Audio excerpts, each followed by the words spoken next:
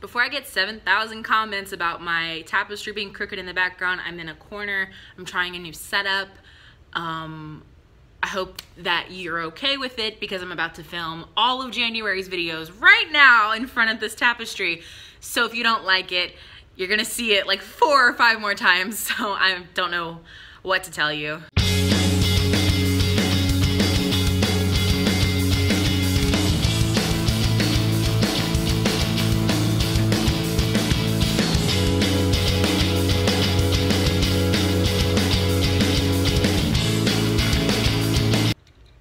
I know you guys didn't invite Pepper from American Horror Story to the party, but she showed up. What's going on, guys? It's Renae. I'm a young adult author. Welcome to my channel, or welcome back to my channel. Happy 2019. We did it. We got the hell out of 2018. Good job, us. We're alive. We're gonna thrive. 2019 is gonna be our year, you guys. I really hope what I'm saying is manifesting into truth somewhere in the ether. So I thought I'd kick off the new year with a video that has been highly requested from me ever since I got on YouTube, and that is my beta reader process. How do I pick my beta readers? How do I make up a schedule for them? How do I split up my manuscript? How do I apply the feedback? How do I gather the feedback, etc., etc.? So the first step to getting your book beta read is, first of all, before even the first step, you want to make sure that you have done at least, I would say at least 4 drafts, maybe 3, probably 4 of your book. You need to have looked at it over and over and over and over. Do not give your first drafts to beta readers. Don't do it. I did that. It was very embarrassing. Don't do that to yourself. It's not okay. That book is not a book yet. Trust me, you don't. Just don't. Once you've gone over it with a fine-tooth comb and you feel like it's ready for beta readers, and to me, I'm pretty confident in my work now that I've done this a couple of times, but I feel like you know when it's ready. That might be just me, but like I feel like once I've combed through it enough to where I feel like I can't really do anything else with it, that I need some other eyes on it, that's when I'll send it out to beta readers. And I use our trusty friend social media to find my beta readers. I usually will blast that I'm looking for beta readers when I expect the manuscript to be ready for beta readers. As I'm filming this right now, I'm getting ready to gear up for the beta read for Accidental Evils. When this comes out, that'll be in about 10 days. Right now, I'm still gathering people and information, so I just kind of blast it on my social media. I let them know, hey, I'm looking to start around this date. The reason I use social media is because it's the best way to communicate in this day and age. It's free, but also because I have a lot of people in my personal and my writerly social medias from different classes, different genders, different races, voracious readers, authors, would-be authors, people who don't read that much, people who just want to help me out, people who just liked something they read of mine in the past. Like right now, it'd be people who like Civil Blood are actually reaching out to me wanting to beta read for the sequel because they liked the first book, so that's great. But it's important to get a lot of different voices in there, because if you just pick like 5 white fellow female authors ages 25 to 30, you're gonna get a lot of the same opinions, and that's not really gonna be helpful to you if you're sending this book out into the world of 7 billion different people. Once I get everybody's email, I make a Google Sheets spreadsheet with their name and their email, and then I also do columns for how I split the manuscript up. I send an email kind of detailing my expectations. So what I usually do, and I'll get into this a little bit later, is I do different rounds of beta reading. So I give them chunks of the manuscript one at a time, and when I get the notes back from the first chunk, I'll give them the second chunk. And if I don't get the notes back from the first chunk, because there will be people who drop out, that's a whole nother topic. If I don't get the first notes, I won't give them the second part, because this is not just reading the book for free. This is reading the book in exchange for constructive criticism. And if you can't give me constructive criticism on the story, I'm not gonna let you continue to read it for free. This is not what that's about.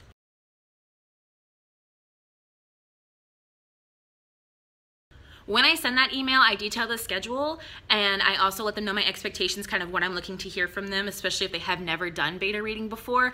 And then I also ask them to just sort of reply that they will not share or copy my work.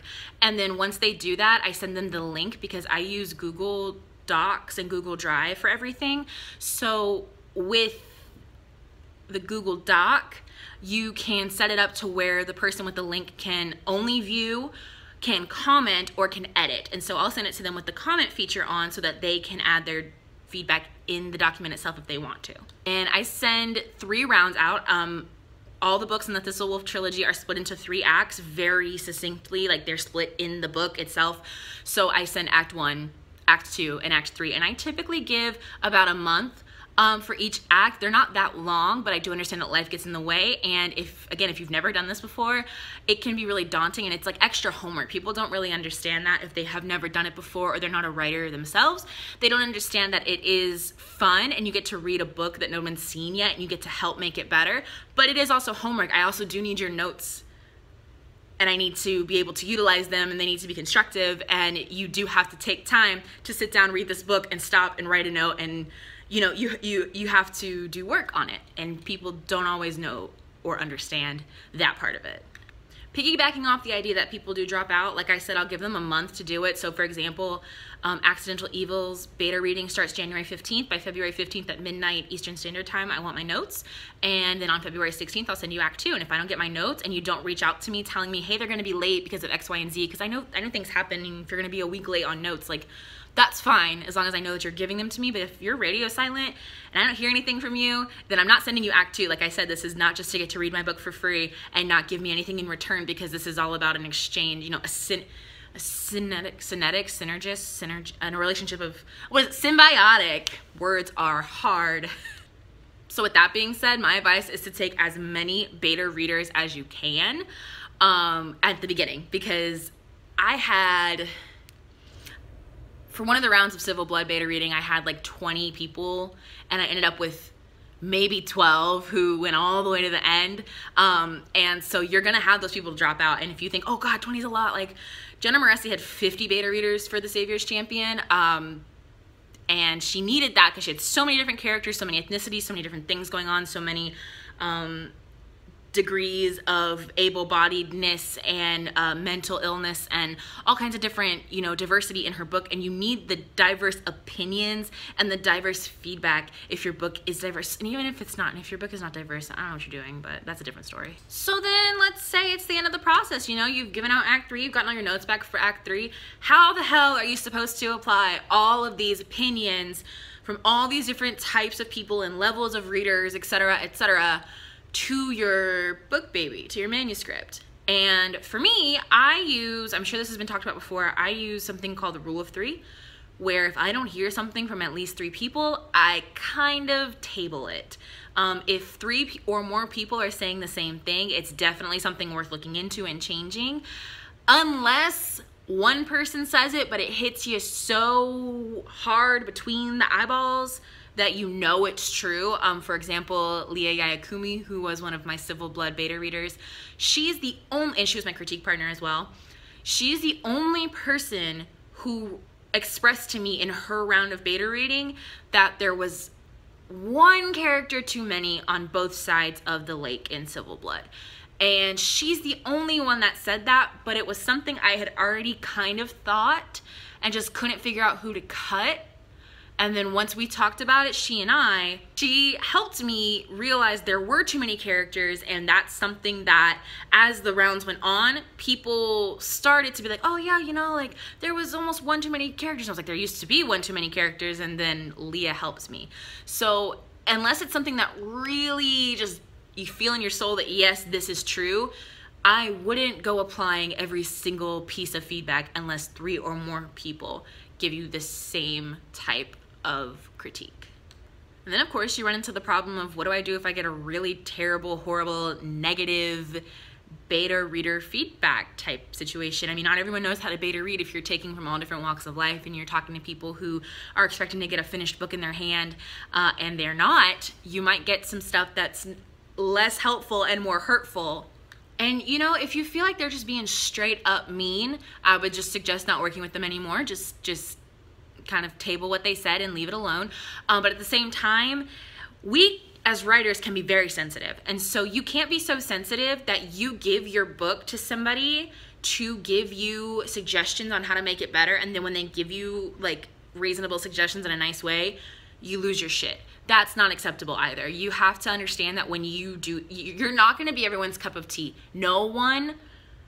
There's not one book that every single person likes. There's not one. And you might pick 20 people and you might pick wrong and 16 of them might not like your genre or they might not like your style. And so they're gonna give you feedback that you feel might be mean. And you just, I mean, you know yourself, if you're that sensitive and you really, a lot of us cannot handle critique of our like book baby because it's our heart and soul and all that, and that's fine. You've got to take it with a grain of salt. You've got to take it rolling off your back, because if that's gonna hurt you, you are in for a long, hard journey if you try and succeed in publishing a book. The final thing that I would say about the beta reader process is no matter what, you should be gracious and you should be grateful. The writing community is small and we talk.